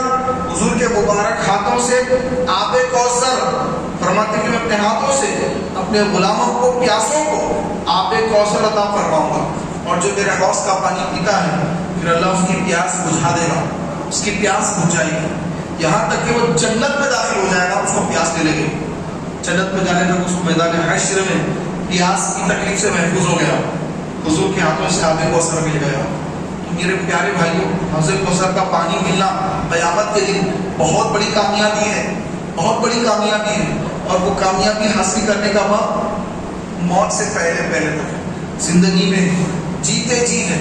مرنے کے بعد، قبر میں جانے کے بعد سب کو پتہ چل جاتا ہے کہ ہم کیا کرنا تھا، ہم مسلمان تھے یا غیر مسلم تھے، یہودی تھے، کافر تھے، مشرک تھے، کیا تھے، موت کے وقت معلوم ہو جاتا ہے سب کو۔ تو وہ وقت تو ختم ہو گیا کہ ہم بولیں گے کہ قبر میں جا کے میں توبہ تلا کروں گا اور معافی مانگوں گا قبر میں، تو قبر میں کوئی معافی وغیرہ نہیں ہوتی، خبر میں نہیں، زندگی میں معافی ہوتی اللہ کی بارگاہ سے کہ اب بندہ حضور سے معافی مانگے، اللہ سے معافی مانگے اور اپنی زندگی کو صحیح کرے، حضور کی سنت کے مطابق چہرے پر داڑھی رکھے۔ میرے آقا علیہ السلام نے داڑھی رکھنے کا حکم دیا، میں داڑھی رکھوں گا، چاہے جو کچھ ہوتا ہونے دو، میں اپنے آقا کی سنت کو ترک نہیں کروں گا، میں اپنی زبان سے کبھی گالی کا لفظ زبان سے ادا نہیں کروں گا کہ میں حضور کا غلام، حضور کا امتی ہوں، میں حضور کا امتی ہو کر زبان سے گالی دوں گا؟ کیا میں شراب پیوں گا؟ میں حضور کا غلام ہوں، مجھے قیامت کے روز آقا کے ہاتھوں سے آب کوثر پینا ہے، یہ شرابیں مجھے نہیں پینا ہے۔ آپ دیکھیں شراب کی دکانوں پر مسلمان موجود ہیں، شراب کیڑے چلاتے مسلمان، شراب کا کاروبار کرتے مسلمان، سود کا کاروبار کرنے والے مسلمان، زنا کے اڈے چلانے والے آج مسلمان، قتل و غارت گری کے لیے کسی کا مرڈر کرنا ہے تو پیسہ لے کر قتل کرنے والے، یہ بھی آپ کو مسلمان ملیں گے۔ ایسے ہر برے کام میں، ہر غلط کام میں آج مسلمان آپ کو ملوث نظر آئے گا۔ دھوکہ دینا، چوری کرنا، ڈکیتی کرنا، ہر کام میں مسلمان، اپنے بھائی کا حق مار کے کھا جانا، بہنوں کا حق مارنا مسلمان، زمینوں پہ قبضے کرنا، غریب زمین خریدا، پلاٹ خریدا، جا کے قبضہ کر لیتے اور پھر اس کو دھمکی دیتے کہ اگر آواز اٹھائے گا تو پلاٹ تو گیا تو اس کو بھی مار دیں گے، اس کو بھی دھمکیاں دے دیتے ہیں، بیچارہ ڈر کے چھوڑ دیتا ہے، تو میں رہا تو سو ہے، بعد میں خرید دوں گا پلاٹ، کیا کر سکتے۔ یہ جو لینڈ گرابرس ہیں، زمینوں پہ قبضے کرتے مسلمان، ان کو ذرا بھی خوف نہیں، ان کو 2 گز زمین نصیب ہوگی یا نہیں ہوگی یہ بھی ان کو خبر نہیں، لیکن یہ سینکڑوں گز بڑے بڑے پلاٹوں پر قبضے کر کے یہ اپنی زمینوں کو بڑھا رہے ہیں کہ میری زمین اتنی ہو، میری زمین اتنی، میری اولاد کے لیے زمین اتنی ہو. ایسی کمائی کھا کے اولاد آپ کی وفادار تھوڑی رہے گی، وہ باقی ہوگی، آپ کی بھی باقی ہوگی، رسول کی بھی باقی ہوگی، خدا کی بھی باقی ہوگی. کیونکہ جو حرام کھاتا ہے تو اس کے اندر نہ تقویٰ رہتا ہے، نہ پرہیزگاری ہوتی ہے، اور اس کو لوگوں کو دھوکہ دہی دیتا رہتا ہے، اس کی ساری زندگی اسی کام میں نکل جاتی ہے. تو میرے پیارے بھائیوں، حضور علیہ السلام سے محبت کرنا اور محبت میں یہ تمام چیزوں سے بچنا، یہ سب سے بڑی نیکی. سرکار کی محبت سب سے بڑی نیکی. حضرت ابوبکر صدیق رضی اللہ تعالیٰ عنہ یہ سب سے بڑے عاشق رسول. تمام صحابہ میں سب سے زبردست عاشق رسول کون ہے بولیے؟ حضرت ابوبکر صدیق رضی اللہ تعالیٰ عنہ سب سے بڑے عاشق رسول. جنگ بدر کا موقع ہے اور حضور علیہ السلام کے لیے ایک جو ہے جگہ ایسی بنائی گئی جہاں پر چھپر وغیرہ ڈالا گیا، اور حضور علیہ السلام وہاں پر رہ کر جنگ بدر کا نقشہ دیکھیں گے وہاں سے. اور وہ جگہ ایسی ہے کہ کوئی بھی کفار وہاں پر آ کر حملہ کر دیں، خطرہ بہت بڑا ہوگا، کیونکہ حضور کو شہید کر دیا گیا تو ختم ہو جائے گا پورا. تو ہر ایک کافر کی نظر حضور کو شہید کرنے کے ارادے پر، تو وہاں پر ٹھہرنا، حفاظت کرنا، حضور علیہ السلام کی بارگاہ میں ٹھہر کر حضور کی حفاظت کرنا، یہ بڑا سخت مرحلہ ہے. تو صحابہ کرام علیہ رضوان نے سب سے پہلے آگے بڑھ کر اس خدمت کو قبول کرنے والی ہستی کا نام ابوبکر صدیق رضی اللہ تعالیٰ عنہ ہے. حضرت علی سے لوگوں نے پوچھا، اے علی بتائیے کہ صحابہ میں سب سے زیادہ جرأت مند، ہمت والے کون؟ لوگوں نے کہا حضرت علی اپنے بارے میں کہیں گے، مولا علی خود اپنے بارے میں کہیں گے. مولا علی نے کیا فرمایا؟ مولا علی نے فرمایا کہ جنگ بدر کے موقع پر ہم سب میں سب سے پہلے پہل کرنے والے، آگے بڑھنے والے، ابھی ہم چاہ رہے ہیں کہ ہم جائیں گے، ابوبکر ہم سے پیش لے گئے، آگے نکل گئے، بولے کہ میں حضور کی بارگاہ میں ٹھہروں گا. سرکار نے قبول کر لیا. سبحان اللہ. تو پیارے بھائیوں، حضور کے نام پر بھی جان قربان کر دینا کر کے بتایا صحابہ.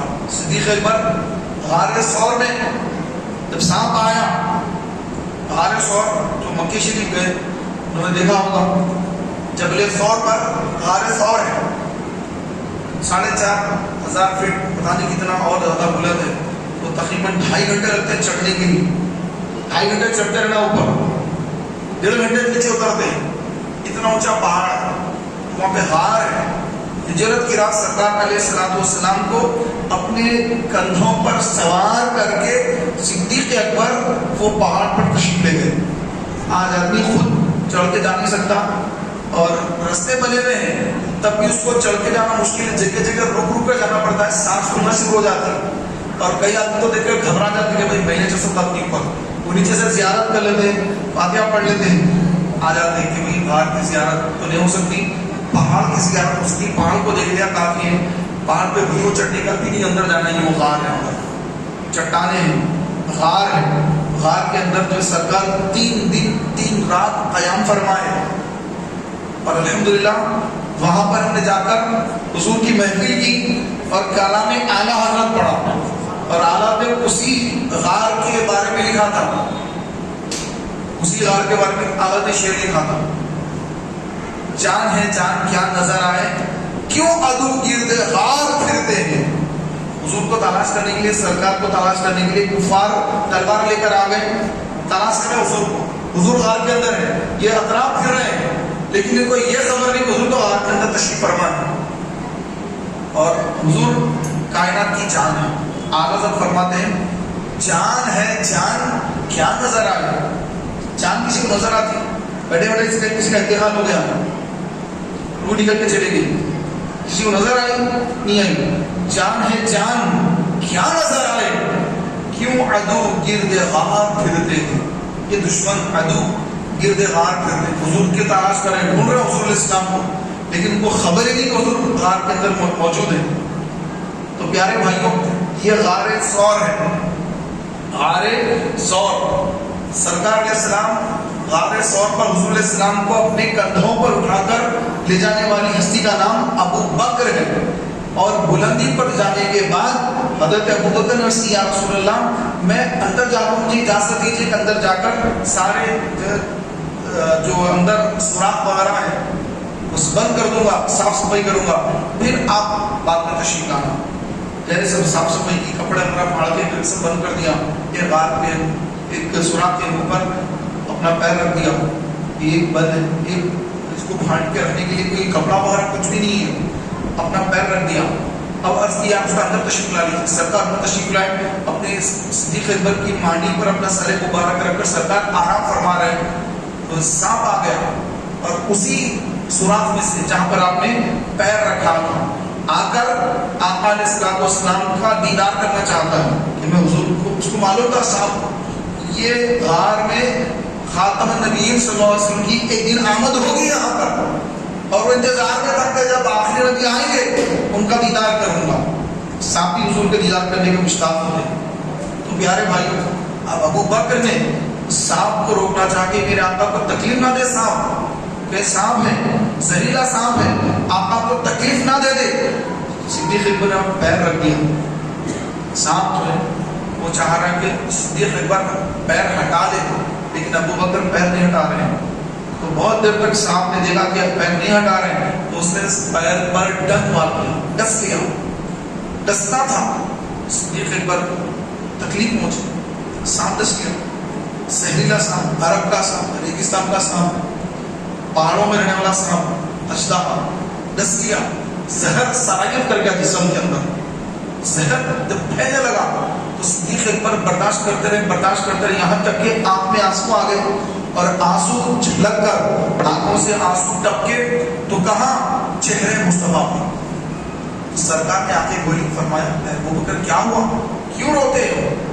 سرکار برس کرنے لگے، ادب احترام، وہاں پر بھی ادب کا دامن نہیں چھوڑا، ہنگامی حالات ہے، زہر اثر کر رہا ہے، عنقریب مرنے والے ہیں، لیکن کمال ادب کہ بے انتہا ادب و تعظیم کے ساتھ عرض کرنے لگے، یا رسول اللہ کچھ نہیں، بس سانپ نے ڈس لیا، ایسا ہے کہ سانپ ڈس لیا، ایسا ہو گیا، ہنگامہ کر دیتے لوگ، سانپ ڈس لیا، ہیبت میں مر جاتے، ہارٹ اٹیک آ جاتا لوگوں کو، سانپ ڈس لیا۔ کہا یہ جاتا ہے کہ سانپ کا اثر سے ابھی نہیں مرتا، بلکہ سانپ کاٹنے کا جو خوف ہوتا ہے وہ خوف سے انسان کو ہارٹ اٹیک آ جاتا ہے، ہارٹ اٹیک سے موت ہوتی ہے۔ زہر تو بہت بعد میں چڑھتا ہے، زہر کا اثر تو بعد میں دکھاتا ہے سر اپنا، لیکن انسان خوف زدہ ہو جاتا ہے۔ لیکن قربان جائے ابو بکر کی عشق رسول پر کہ اتنا زہر چڑھ گیا، لیکن کمال ادب کے ساتھ، بڑی ادب اور احترام کے ساتھ آقا کی بارگاہ میں عرض کرتے کہ یا رسول اللہ بس وہ سانپ نے مجھے ڈس لیا۔ سرکار نے فرمایا کہ کہاں ڈسا؟ سرکار کی بارگاہ میں پیش کیا کہ یا رسول اللہ یہ سوراخ ہے، اس میں سے سانپ آ رہا تھا، تو میں نے اس کو روکا کہ آپ کو تکلیف نہ دے دے۔ سرکار نے فرمایا کہ وہ پیر کہاں ہے، کہاں ڈسا بتاؤ؟ اپنا لعاب دہن لیا سرکار نے، دھوپ مبارک، اپنا لعاب دہن دھوپ مبارک لے کر آقا نے اس مقام پر لگا دیا جہاں پر سانپ نے ڈسا تھا۔ اللہ کا ایسا فضل ہوا، اسی وقت سارا کا سارا زہر کافور ہو گیا، زہر ختم ہو گیا، اور ابو بکر صدیق رضی اللہ عنہ بالکل بحال ہو گئے۔ کہیے سبحان اللہ۔ تو یہ کیا تھا؟ صدیق اکبر نے اپنی جان حضور کے نام پہ قربان کر دیا نا، قربان کر دیا۔ سانپ آیا، پیر رکھ دیا، ڈسنا ہے مجھے ڈس، میرے ہوتے ہوئے تو نبی تک نہیں پہنچ سکتا۔ سانپ تو چاہ رہا ہے کہ میں دیدار کروں، لیکن ہے زہریلا سانپ، ایزا تکلیف دینے والا ہے، ڈسنے والا ہے۔ ابو بکر یہ چاہتے ہیں کہ یہ سانپ حضور کے قریب نہ جائے، جانا ہے تو پہلے مجھ سے معاملہ کر لے اپنا، میں تیرے سامنے ہوں۔ تو اپنے آپ کو پیش کر دیا، جان قربان کرنی حضور کے نام پر۔ تو صحابہ نے کر کے بتا دیا کہ یہاں سے ہمارے ماں باپ قربان، ہماری جان قربان، اللہ کا روحی فدا، اللہ کا قلبی فدا، اللہ کا امی فدا، اللہ کا ابی فدا، کلو نالک فدا، ہر چیز آپ پر فدا یا رسول اللہ۔ میرے ماں باپ قربان، لکا مالی فدا، میرا مال قربان، میری اولاد قربان، لکا نالک کل فدا، ہر چیز یا رسول اللہ آپ پر فدا، آپ پر قربان، ہر چیز آپ پر قربان. تو یہ ہے عشق رسول.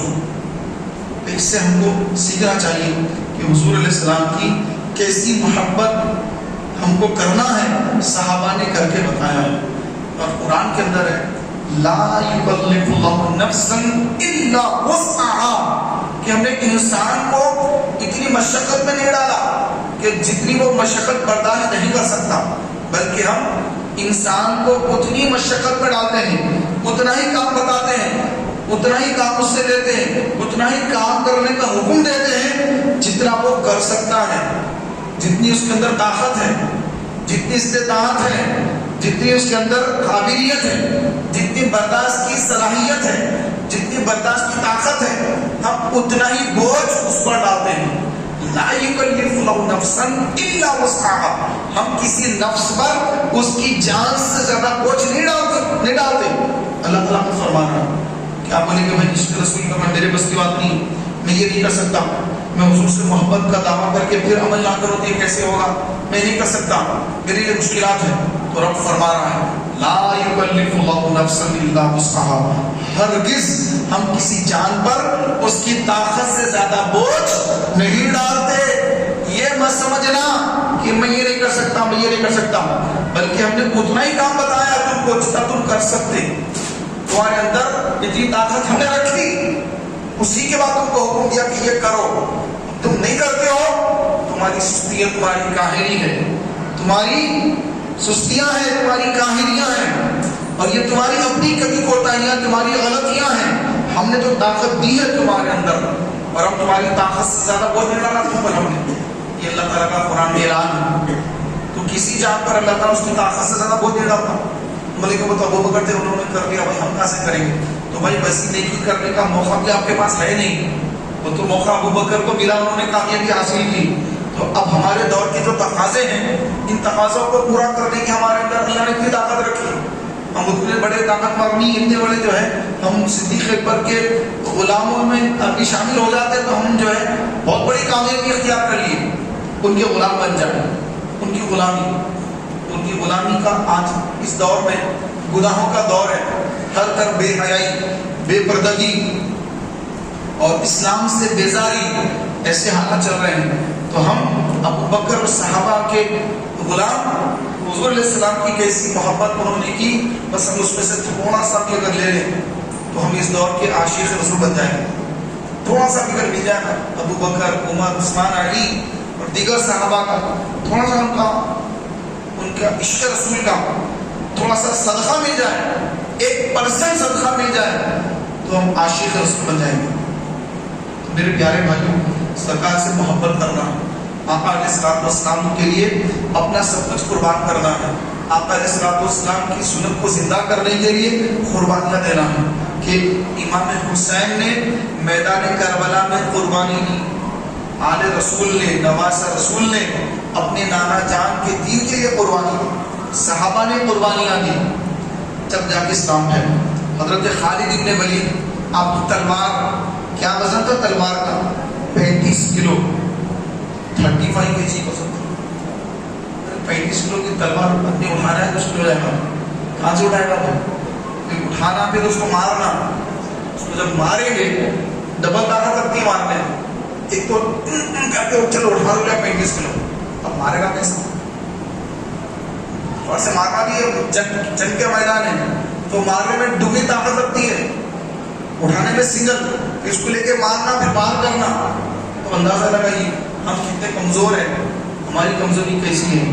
اور صحابہ کے پاس جو تلواریں تھیں، کتنا زیادہ وسیع تلواریں، اور کیسے وہ وار کرتے اور کیسے جنگیں جیتتے، اور کتنے ان کو جو زخم لگتے. حضرت خالد بن ولید رضی اللہ تعالیٰ عنہ، آپ حمص میں آپ کا مزار ہے. حمص یہ سیریا ملک شام کا ایک شہر ہے حمص، تو وہاں پہ آپ کی مزار ہے، وہیں پہ آپ کا وصال ہوا. تو وصال کے بعد آپ بستر پر ہیں، آپ کو بخار ہے، بستر پر ہے، آپ کے ایک دوست ملاقات کے لیے آئے، تو آپ نے اپنی چادر ہٹائی، بستر پر ہیں، چادر ہٹا کر اپنے دوست کو بتایا کہ میرے دوست دیکھ میرے جسم پر کتنے تلواروں کے، نیزوں کے، برچھوں کے زخم ہیں کہ میرے جسم کا ایک حصہ بھی ایسا نہیں ہے جس پر تلوار کے، نیزے کے، برچھوں کے، وار کے زخم، ان کے نشانات موجود نہ ہو۔ پورا سینہ، جسم کے ہر حصے پر نشانات ہیں، تلوار کیوں لگی تھی، نیزہ لگا تھا، برچھا لگا تھا، خون بہا، پھر وہ حصہ خون رک گیا، حصہ مندمل ہو گیا، نشان باقی، تو پورے جسم پر نشانات ہیں۔ آپ نے فرمایا لیکن اللہ نے میدان جنگ میں مجھے شہادت نہیں دی، آج میں بستر پر انتقال کر رہا ہوں، آج میں بستر پر میرا انتقال ہو رہا ہے۔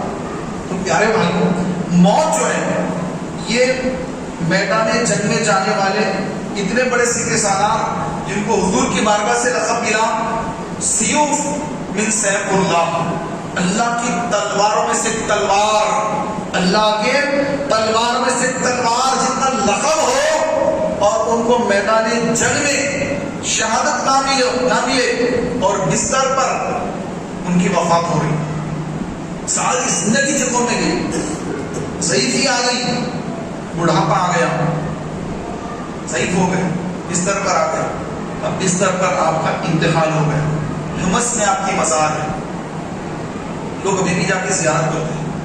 پتہ یہ چلا جو عاشق رسول ہوتا ہے وہ اپنی جان حضور کے نام پہ قربان کرنے کے لیے ساری زندگی جنگوں میں گزار دیتا ہے، ساری زندگی جنگوں میں گزر گئی۔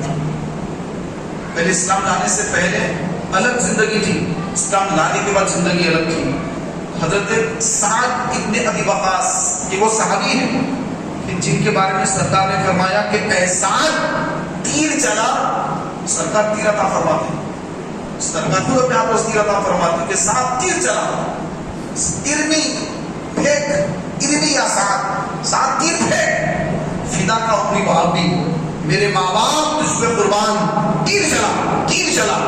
آپ تیر چلاتے، آپ کے 3 کمان ٹوٹ گئے، بدر کے میدان میں 3 کمان ٹوٹ گئے، اور مسلسل تیروں کی بوچھار آپ کر رہے ہیں۔ جب تیر جاتا ہے کفار مکہ کی طرف تو وہ تیر جو اسپیڈ سے جاتا ہے تو جب کافروں کو لگتا ہے تو جب کفار بھاگتے ہیں تو سرکار علیہ الصلوۃ والسلام مسکراتے ہیں تو آپ علیہ السلام کے دندان مبارک ظاہر ہو جاتے ہیں کہ سعد کی تیروں سے کیسا کفار بھاگ رہے ہیں، کیسا ادھر ادھر بھاگ رہے ہیں۔ ایسا تیر چلانے والے سعد ابن ابی وقاص رضی اللہ تعالیٰ عنہ، ان کا مزار کہاں ہے؟ چین، چائنا۔ اسلام کو پھیلانے کے لیے آپ عرب سے چائنا چلے گئے، چائنا کے اندر آج جو اسلام ہے یہ سعد ابن ابی وقاص رضی اللہ عنہ کی قربانیوں کا نتیجہ ہے۔ ایک علاقہ ہے سیاہ ہوم، ایسا کچھ نام ہے وہ علاقے کا، آپ نیٹ پر ماریے، گوگل پر ماریے، آپ سعد ابن ابی وقاص ٹام بول کے مار دیجیے، آپ کون سا ایریا بتا دے گا، سیاہ ہوم ایسا کچھ نام ہے اس کا، وہ چائنیز نام الگ الگ اس طرح کے نام ہوتے ہیں۔ دیکھیے آپ وہاں پہ پوری اس کی مزار کی پوری آپ کو جو دکھے گا کہ چائنا کے لوگ مزار پہ حاضری دے رہے ہیں، اور چائنا کے اندر دین اسلام کو لانے والے، دین اسلام کو پھیلانے والے، دین اسلام کی تبلیغ کرنے والے اس زمانے میں جب کہ سفر اتنا مشکل تھا تو آپ مدینہ منورہ سے چائنا آ گئے اسلام کو پھیلانے۔ ان کا بیٹا عمرو ابن سعد یزید کے ساتھ مل گئے، امام حسین کی طرف تک تیر چلایا، حسین لشکر کی طرف تیر چلا کر کہنے لگا کہ لوگوں گواہ ہو جاؤ کہ حسین ابن علی کی طرف پہلا تیر چلانے والا میں عمرو ابن سعد ہوں۔ کتنا بڑا بدبخت نکلا۔ والد کے بارے میں سرکار نے فرمایا سعد تیر چلا، میرے ماں باپ تجھ پہ قربان، اور آپ گواہی دیے، آپ نے گواہ بنایا لوگوں کو کہ اے لوگوں گواہ ہو جاؤ، اسلام کی طرف سے سب سے پہلا تیر کفار مشرکین کفار مکہ کی طرف اسلام کی تائید میں پہلا تیر چلانے والا میں ہوں۔ آپ نے تیر چلایا تھا، سعد ابن ابی وقاص نے اسلام کی تائید میں پہلا تیر جو چلائے سعد ابن ابی وقاص۔ ان کا بیٹا دنیا دار، دنیا کی محبت میں نماز رسول پر تیر چلا کر کہہ رہا ہے، لوگوں کو گواہ بنا رہا ہے کہ لوگوں گواہ ہو جاؤ کہ حسین ابن علی اور حسینیوں کی طرف پہلا تیر چلانے والا میں مان سکتا ہوں۔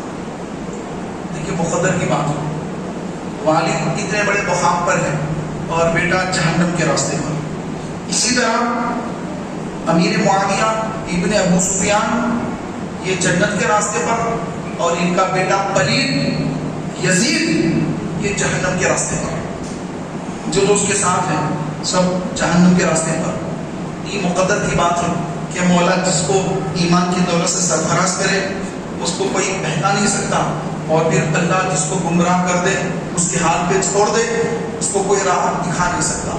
تو ہم مختصر زندگی گزارنے کے لیے دنیا میں آئے ہیں، بڑے بڑے صحابہ آئے، وقت گزارے چلے گئے، اور بڑے بڑے اسلام کے دشمن آئے، دشمنیاں نبھائی، نقصان نہیں پہنچا سکے، چلے گئے، اب بھگت رہے ہیں، قبر کے اندر بھگت رہے ہیں۔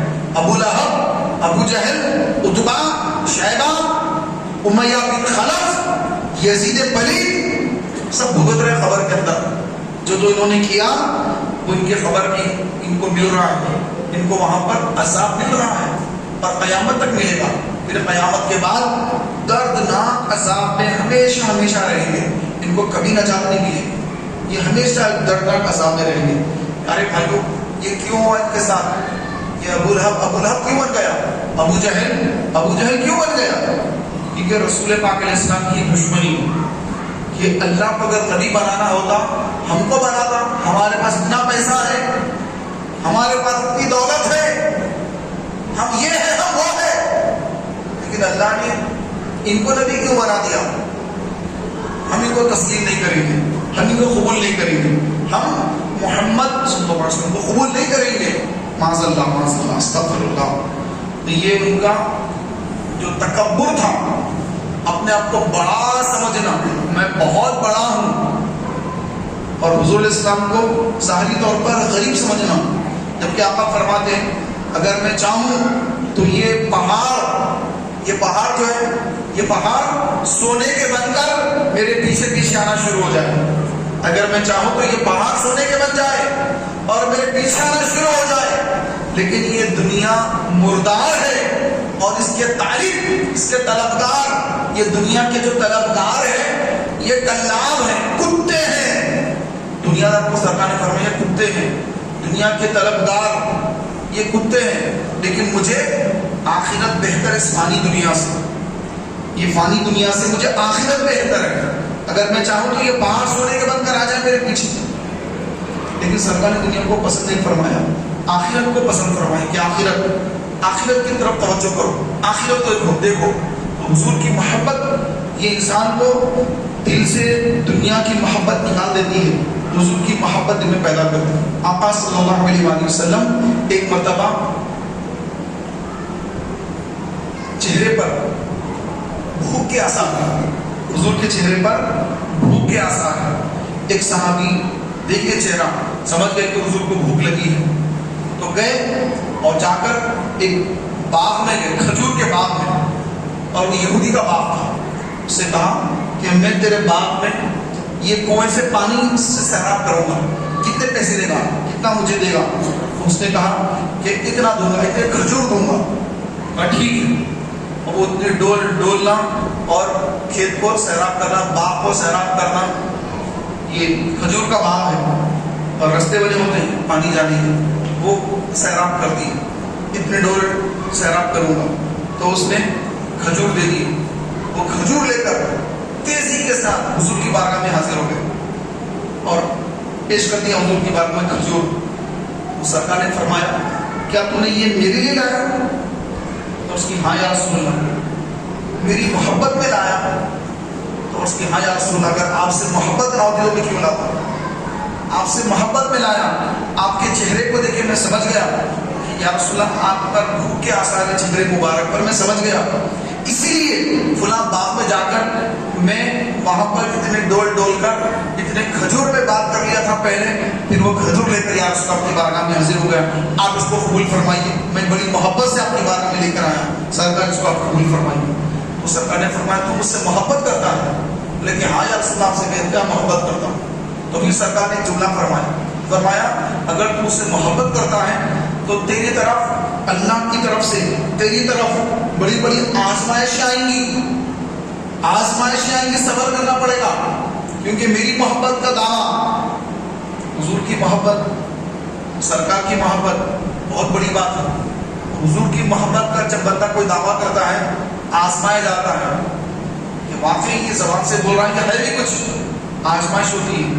ہم زبانی لوگ ہیں، ارے میں تو عاشق رسول ہوں، تو سرکار سے بڑی محبت کرتا ہوں، نعتیں پڑھتے ہم جھومتے فلاں کرتے یہ کرتے، ذریعہ آزمائش آتے پریشان ہو جاتے، اس کے بعد صبر نہیں ہوتا ہم سے۔ تو اصل میں جو عاشق رسول ہوتا ہے تو اللہ تبارک و تعالیٰ اس کے عشق رسول کے دعوے پر اس کو پرکھتا ہے، جبکہ اللہ کو سو معلوم ہے، پھر وہ آزماتا ہے۔ تو سرکار نے فرمایا کہ اے میرے فلاں صحابی تیار ہو جا، اگر تو میرے سے محبت کا دعویٰ کرتا ہے، عشق رسول کا دعویٰ کرتا ہے تو تیار ہو جا، اونٹ کی کوہان سے جس تیزی کے ساتھ کوئی چیز نیچے گرتی ہے اس سے زیادہ تیری طرف مشکلیں، مصیبتیں، آزمائشیں آئیں گی، تیار ہو جاؤ۔ تو انہوں نے کہا کہ یا رسول اللہ میں تیار ہوں، آپ سے محبت کرتا ہوں، جو بھی آزمائش آئے گی میں اس کو تیار ہوں، اس کو قبول کر دیں گے۔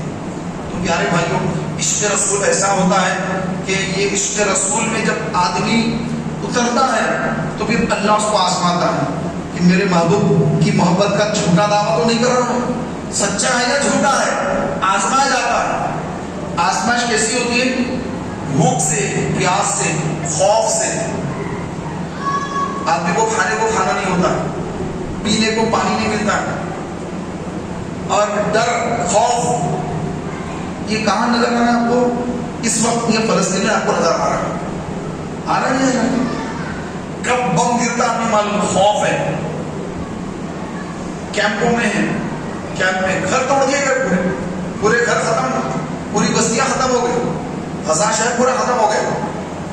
اب ریفیوجی کیمپ ہے، ریفیوجی کیمپ ہے، کیمپوں میں ہے، تو کب کیمپ پہ آ کے بم گرتا نہیں معلوم، کون سا میزائل آ کے گرتا نہیں معلوم، کہ بھوک ہے، کھانے نہیں ہے وہاں پر، نہ کوئی ہوٹل ہے، نہ کوئی ٹرانسپورٹیشن سے کوئی آٹا آ رہا، نہ چاول آ رہا، نہ شکر آ رہی، نہ کوئی راشن آ رہا، پینے کا پانی نہیں، پینے کا پانی اسرائیل نے بند کر دیا ہے، پائپ لائن بند ہوئی، کوئی پانی نہیں، پانی کا قطرہ نہیں وہاں، بازو میں سمندر ہے، کھارا پانی، کھاری پانی، سمندر کا کھاری پانی، منہ میں نہیں لے سکتے اس کو، منہ میں لیے سمندر کا پانی تو منہ کھارا ہو جاتا ہے، پینا دور کی بات، تو سمندر کا پانی ہے، اور کسی کے بچے شہید ہو گئے، کسی کے ماں باپ شہید ہو گئے، یہ ہے امتحان، یہ ہے آزمائش، یہ ہے حضور علیہ الصلوۃ والسلام کی محبت پر صبر کرنا۔ جب آزمائش آتی ہے، بھوک سے، پیاس سے، بھلاؤ سے،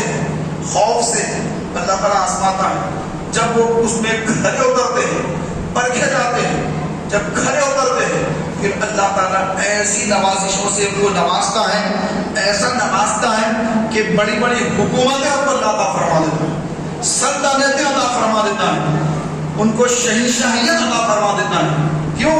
عشق رسول میں کامیاب ہو گئے، وہ دنیا میں بھی ان کو آخرت میں تو بے شمار اجر اور ثواب ہوتا۔ تو محترم بھائیوں، یہ اللہ تعالیٰ کے رسول صلی اللہ علیہ وسلم کی محبت صرف حضور کی ذات نہیں، حضور کی آج بھی محبت ضروری ہے۔ بلکہ میں حضور سے محبت کروں گا بس کافی ہے نہیں، حضور کی آج سے بھی محبت کرنا ہے، آپ حضور کے صحابہ سے بھی محبت کرنا، حضور کے طریقے سے بھی محبت کرنا، حضور پر نازل ہونے والے قرآن سے محبت کرنا، حضور کی لائی ہوئی شریعت سے محبت کرنا۔ بعض لوگ شریعت سے پریشان ہو جاتے ہیں، ارے شریعت میں یہ کیوں ہے بھائی، ایسا نہیں ہوتا، ایسا ہو جاتا تھا، آسانی ہو جاتا تھا۔ نہیں، اللہ کا قانون ہے، جو اللہ نے قانون بنا دیا، رسول کی جو شریعت ہے، آپ اس سے محبت کریں، میرے حضور کی شریعت ہے، مجھے اس سے محبت کرنا۔ تو شریعت سے بھی محبت، حضور علیہ السلام کی جس شے سے نسبت ہو جائے اس نسبت والی شے سے محبت کرنا، یہ حضور سے محبت ہے۔ دعویٰ تو کر کے حضور سے محبت کرتے ہیں، حضور کی آل کی تعظیم نہیں کرتے، حضور کی آل کا ادب نہیں کرتے، آل رسول سے محبت نہیں کرتے، اصحاب رسول کا ادب نہیں کرتے، اصحاب رسول کو گالیاں دے رہے ہیں، اصحاب رسول کے بارے میں جو سمجھ میں آپ ان سے بک رہے ہیں، تو یہ عشق رسولی ہے۔ عشق رسول مکمل کب ہے؟ حضور کی آل، حضور کے اصحاب دونوں سے محبت ہو، آل سے محبت ہو، اصحاب کا ادب ہو، تو کامل عشق رسول وہاں پر ہے۔ یہ طریقہ ہم کو بتایا گیا، اس طریقے پہ عمل کریں گے تو اللہ تعالیٰ دنیا میں بھی عزتوں سے نوازے گا، اور یہ طریقے کو چھوڑیں گے تو ظالم حکمران اللہ مسلط کر